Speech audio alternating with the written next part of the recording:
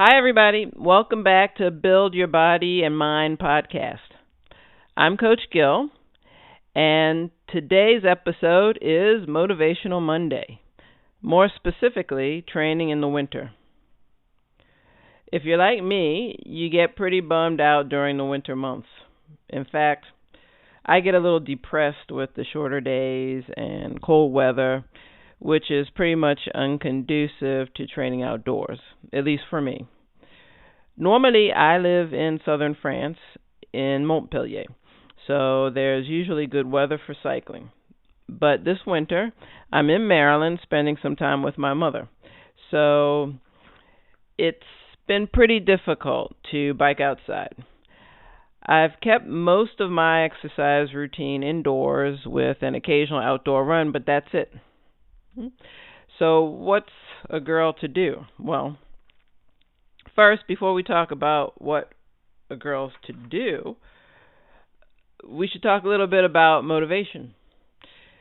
And, motivation is great, but it won't be enough to keep the momentum going. It's great to start out motivated, but often to achieve goals that are important, that mean something, we have to go a long distance. And often motivation isn't enough. Well, it's never enough.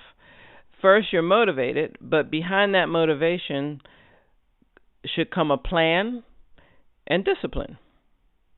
It's the actual discipline that makes you move forward. It's not motivation. Motivation's sort of the spark, the match that lights the fire, but we have to keep throwing wood on that fire to keep it going. That's the discipline. So my suggestions, before we talk about what we're going to do in the winter, my first suggestion, the first thing I'm going to talk about is how to get started.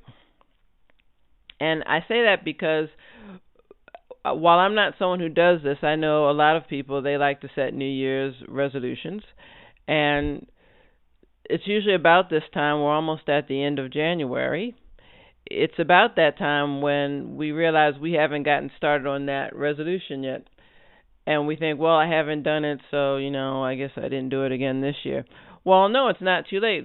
Yes, January's finished, but we still have 11 months to achieve some of the goals we set for ourselves for the new year. So first of all is forget about that, I tried to do it. I said I was going to start January 1st. I haven't. It's ruined. It's over. I should think of new goals. No, we're going to start back over again. We're going to pick ourselves up, dust ourselves off, and get started. So the first thing I would say do, if you haven't already, and we'll limit this to health and fitness, physical fitness for today, first start with a big goal and write that down. Write where you want to be in 1 year, in 6 months, in 3 months, and then in 1 month. And yes, we're doing this backwards. So we want the end goal. We want to know the end goal first. And then once we do that, we'll divide it up into, but hopefully your big goal is very big. So we can't just jump and do it. It can't be easy or else that's not really any fun, is it? We want something that's challenging. So once you have that, hopefully a very big goal, we're going to divide it up into smaller doable chunks, starting 6 months where we should be halfway through, 3 months, 1 month, and then we'll even narrow it down to weekly, what we would do, what we want to accomplish each week to get to the milestone goals, and then even daily what we're going to do within that week. That's how it works. So when we're approaching this, when we're setting a goal, we're going to start with that year goal. When setting a goal, think of where you want to be in 1 year, and we're going to limit this to fitness. And I think it's better to think about what you want to be able to do more so than weight loss. Don't say, well, I want to be 20 pounds lighter or whatever that is. No. Think of something like what you want to be able to do. So I want to be able to run a 10K.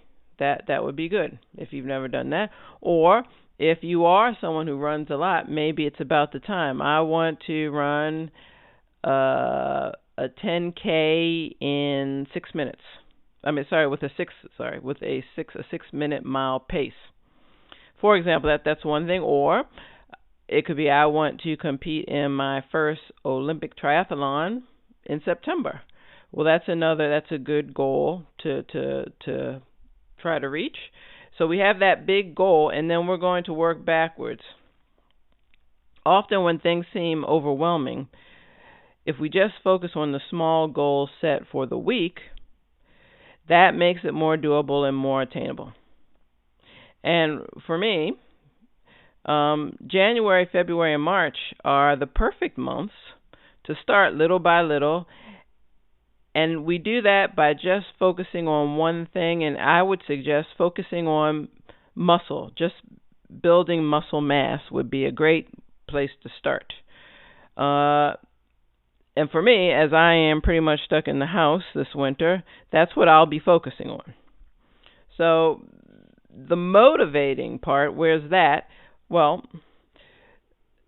the motivational part is individual too. It's not something, so I'm giving you my advice on motivation, but it all depends on what's most important to you, now isn't it? So I told you don't do the weight loss as a goal, but fine. What if it's you want to be able to look sexy on the beach this summer? Or maybe it's you want to compete in a road race, a marathon, a triathlon, whatever you want to be able to do.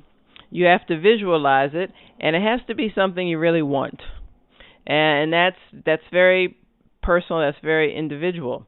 I do meet a lot of people who would like to do an Ironman, and they discover really they want to be able to say they finished an Ironman, but they really do not want it enough to do all the work that goes into doing an Ironman, completing an Ironman triathlon. So they probably won't do it because what's involved does not speak to them, does not inspire them. They don't want to do it. So it's very individual, very personal, but it's up to you. What's most important to you? That has to be, you write down those goals, you look at them. That's what has to drive you. I can't do it for you, and another coach can't. You have to really want the thing. Anyway, for this episode, I thought I would talk a little bit about training this winter to build, with the goal of being building muscle mass, because I do think that's a great goal for January, February, and March. And I'm going to discuss designing an indoor training program with a view to gaining more strength, as well as making sure you follow through and doing it. That is, keep the fires going towards your motivation. So whether male or female, as we age, we lose muscle mass. It's true that women lose more muscle faster, but men are still susceptible. Once they reach 50, they will be in the same boat with women. Oddly enough, a lot of cardio just doesn't equate to muscle gain. So now's the time to do some weight training. And I suggest, it is winter, maybe people don't want to spend a lot of time working out. I do suggest for these few months, just 30 minutes, 4 to 5 times a week. And that's enough to see a difference. So if you belong to a gym, that's great. If you are, it's great if you are able to get yourself to go regularly. If not, strength training can easily be done at home. And whether at the gym or home, the only equipment you really need are a few kettlebells of different weights, a few dumbbells, again, of different weights, a stability ball, and I would also suggest, it's optional, but it's very useful, TRX straps, because there's a lot you can do with those as well. And I would go as far as saying, even if you have a gym membership and you go, it's still a good idea to have these home equipment items on the off chance you don't feel like going or the weather is really bad. Then you have options. It's not like you just can't do anything.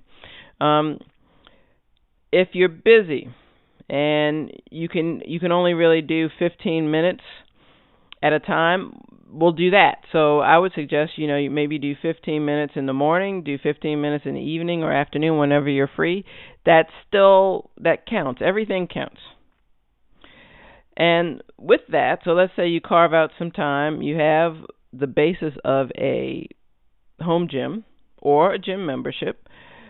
But let's focus on home gym for just a second. You have all the equipment and you've carved out some time. With that, you have an infinite number of workout videos on YouTube. I do suggest that if you're going to be working out at home, but I would also suggest, and this is very important, when you're looking at the coach or trainer who's leading whatever the activity is, make sure they're actually certified for the selected training they're offering. There are a lot of people who, maybe they were once overweight and they started working out. They lost a massive amount of weight and they've decided that they're experts on losing weight or whatever the exercise is. So then they just start their videos and they're popular. People like to hear transformation stories, but they're not certified. They only really know how they lost the weight or how they got results. That doesn't mean they can do it for everyone. So you really want someone who is certified, who can tell you what to do, but based on a vast majority of people, not just one individual. Anyway, also when looking for videos that you're going to use as your workout, I suggest looking, especially if you're short on time, I would suggest looking for workouts that provide many big movement exercises. So, for example, a deadlift with a clean up at the top, or a squat, lunge, then weights overhead. Something that incorporates a lot of muscles, a lot of muscle groups at the same time. So it turns out that 15 minutes to 30 minutes is actually an effective amount of time because you're moving the big muscle groups. Now, I do have some suggestions for staying motivated, and the first I've already hinted at. One is, and I'll just repeat, have your goals written down, but have them so that you can see them. So have your goals so that when you're feeling down, when you don't feel like being bothered, they're in plain view so you can remind yourself why you're doing this in the first place. And maybe have a specific spring fitness goal. So if, maybe by April there's something that you want to be able to do. Maybe it's not your end goal or close to your end goal, but there's some milestone that you want to be able to reach by April. That's good. Plan your workouts in advance. If you are going to be using YouTube videos, have a look at the videos, know which ones you want to use on what days, and have that all set up the night before. If you go to the gym, have your bag. Everybody knows this, right? You have your gym bag ready with all the things that you're going to need. I would even say, if you're someone if you got to get up early, you have to get to the gym by 5:30 if you want to get to work on time. If it's early like that, I would even say, you have the cereal bowl out with the cereal, everything out that you need so that there are no mistakes. There's nothing to think about to help get you out the door. Next, I would say try to switch things up so that you don't get bored. Boredom is another thing that, makes us lose our mojo. So I would say even if you work out at home, maybe sign up for a group that does something completely different, but it's a physical activity like pickleball. That seems to be a popular sport right now, and it's indoors. But some occasional group activities are good, or just maybe every month you seek out different new workouts that you haven't tried before. Next, try to work out before you go to work and or right after you come home from work. Because, you know how it is. Once you get home, you've had a long day at work. You come home, you sit down, you have a beer. Then, you can't work out. So try to, I would say right before work or right after work. That's good because you're already activated. Next, I would say, again, don't forget the micro workouts throughout the day. So you could even split it up. If 15 minutes is a lot, maybe 10 minutes in the morning at home, 10 minutes at lunch. Maybe you go for a walk or a short run during lunch break. And then when you get home, you do 10, 15 minutes as soon as you get home. Though all of that adds up, everything counts. If you are an outdoor athlete, you like to go running in the morning before work, be sure to have the appropriate gear to stay dry and warm. That's key. And a corollary to this is, if you are a runner, for example, you can do some dynamic stretching or even do a little mini workout for 10-15 minutes inside while you're warm to get warm, and then that will actually motivate you to go out and do your run because you're already warmed up, you're kicking, you're excited about life. Next, I would suggest plenty of rewards for yourself that aren't food. When you see that you're keeping to your schedule, you're doing what you promised yourself, every now and again give yourself a gift. But not food. So let's try to, and this is definitely another episode, let's try to, we Americans, I live in France, there's a reason why I'm saying this, let's try to de-dramatize food just a bit. Yes, we love food. Food is great. I love to eat myself, but we just place too much emphasis on it in this country. Yes, eat, but you don't need to, you've done all this hard work for 3 weeks. Don't reward yourself with a pizza or Chinese food or something greasy. No. Try to unlearn those habits. It's healthy whole food that you're using to reward your body. Try to reward yourself with something like a massage. You've worked out once a month. You have a massage to reward those tired muscles that have been working hard for you all month, or splurge on a new cool workout gadget. Some sort of hip fun thing that you can use that's connected, of course, when you're going on your long runs. Those are the kinds of things you want to give yourself as rewards.